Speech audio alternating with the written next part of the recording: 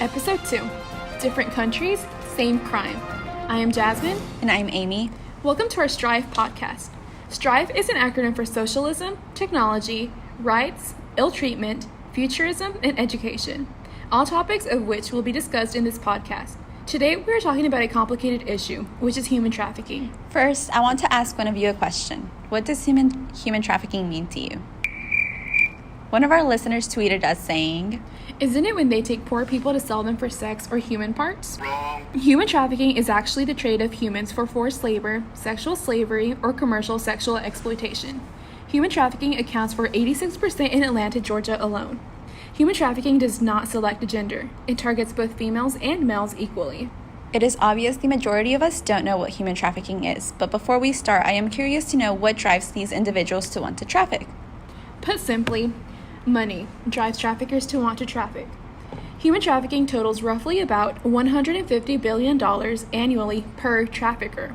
Given those large amounts of money and flaws in the laws passed to try to prevent its occurrence, predators have an easy access to these big bucks. For example, when a female victim seeks help, she is classified as a prostitute and is incarcerated. Therefore, there is no penalty given to the sex offender. Wow, it is something that is going on globally.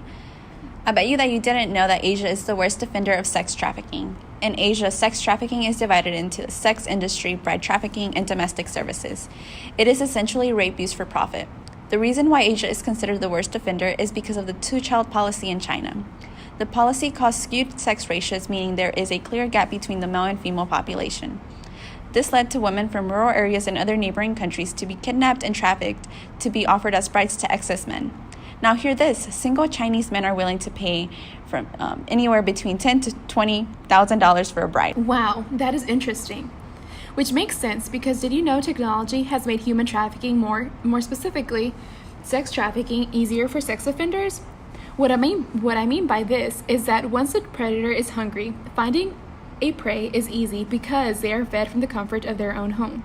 In the United States, sex trafficking is more common among minors whenever they are considered within the attractive age, meaning girls between 12 to 14 years of age. Of course, when they are most vulnerable. So you're telling me this issue is not only happening in person, but also online? Yes, another way technology has helped human trafficking industry grow is cybersex. I mean, think about it. While you may be comfortably sitting down, surfing the internet, or spending time on social media, there are children out there being exploited. For example, because technology has facilitated online exploitation because of its ability to live stream child abuse onto either web cameras or cell phones with a form of commercial transaction, predators, which I will call pimps, often approach individuals via social media apps, then coerce children into engaging in sexual activity. No way, really? Yes, and get this. Once a pimp has gained access to the victim, they will then connect the child to an online client who often specifically requests a child, thus beginning the live streaming of commercial sex acts. This is exactly what I meant by rape used for profit. But what if children don't want to comply? Can't they just log off? In a perfect world, it could all be that simple. However, remember that these are children, therefore vulnerable and scared. Sexual predators will often use sextortion, where offenders often hack, coerce, and obtain incriminating photos of children, thus threatening to expose their image if they do not comply and perform sex acts through webcams. Now we ask ourselves what needs to be done to help these victims. There are several coping mechanisms to help with the detrimental effects such as PTSD or depression. In Asia, government services are available to women identified as trafficking victims. These services include shelter at refugee centers, social security payments, medical and clinical psychology services, and police witness protection. They protect victims' privacy and identity when witnessing in court proceedings against their offender. The United Nations took the first major international action against human trafficking by introducing the Palermo Protocol to prevent, suppress, and punish trafficking in persons, especially women and children, as part of a broader strategy to combat the crime. Their goal is to prevent and combat human trafficking and protect victims and uphold their human rights. But my question is, what is the United States doing? Are they helping our people more than Asia is? The government in the United States has tried to end child exploitation by passing the Trafficking Victims Protection Act, in which they protect a child regardless of whether he or she is believed to have consented to sex. The child is still considered a human trafficking victim. Programs such as the Covenant House assist victims by providing shelter and food, by integrating them once again into the real world and helping them get jobs and housing of their own. Another program is the National Sex Trafficking Hotline, which is 1-888-373-7888. Given that January is Human Trafficking Awareness Month and the Super Bowl was hosted in Atlanta at the same time, a common misconception among individuals was that many people argued that human trafficking was definitely liable to increase because of this festive event, when in reality it happens year-round. Therefore, it was perfect to use the Super Bowl to increase awareness, and the hotline received a total of 27,201 phone calls, 691 of which came from Georgia alone. So it seems that the United States has done a great deal to address the issue. But do you think there are other factors that still contribute to the increase of this existing crime? Well, you see, another common issue being faced here in this country is its poverty rate. Homelessness plays a major role in the human trafficking business, and although foster care services are supposed to aid the neglected children, surprisingly, foster care homes also play a role in the exploitation of tweens. You're telling me even the foster care system is corrupted? No. The foster care system has this thing called aging out. This is when an orphan does not get adopted and can no longer reside in the foster home. As a result, some youth reported becoming homeless after leaving the system. In other words, foster care services are raising the human trafficking rate because they increase youth's vulnerability to traffickers and lead many youth into the sex trade business, their last resort because predators actually offer them food and shelter in exchange for forced labor. Being out there in the streets is scary.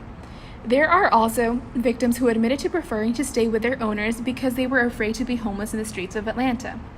Another way the homelessness increases the human trafficking rate is that pimps will also take advantage of their vulnerable state and offer them food. Therefore, the hungry victim will follow the predator right into their trap and become yet another one of their commercial transactions. Now that we're talking about predators, how can we detect a predator? I want to stay away from these people at all costs, and I'm sure everyone that's listening is wondering the same thing. People must become aware that sex offenders can be anyone. However, potential predators can be detected through behavioral characteristics they possess. In a study conducted, a factor as simple as being an introvert or extrovert can contribute to one either being a predator or not. For example, an extrovert is more likely to engage in a variety of sexual abnormalities than his or her counterpart introvert. Traffickers can also be club owners, agents, friends, or family of the girls being trafficked. As you said, they can be pimps involved in criminal organizations. They frequently use a combination of violence, physical intimidation, fraud, and deception to capture their prey. They lie to their targets about a job title to cover up for prostitution or such acts. The last point I want to state is that on April 18th of this year, Marty Kemp, Georgia's First Lady, shined a light on human trafficking. She tweeted that we took a large step in the right direction to ending human trafficking in Georgia once and for all. I commend our state legislature for showing our commitment to fighting the growing threat of this evil industry by passing HB 281, HB 424, and CB 158. After this episode, if you are wondering how you can become more involved in anti-trafficking support, you should check out our local rehab rope shop in Gainesville Square. You can shop to stop human trafficking, and their message to you is, not all of us can do great things, but we can all do small things with great love. Or, if you or anyone you know is aware of sex trafficking, remember, the international hotline for sex trafficking is 1-888-373-7888. This anonymous toll-free line has saved many victims, and you can make a change. Okay, that's all for this episode. Thank you for listening to STRIFE Podcast. We would love to hear your feedback. You can reach us on Facebook and Twitter at #STRIFE. And remember, if you enjoy listening, make sure to tune in with us next time.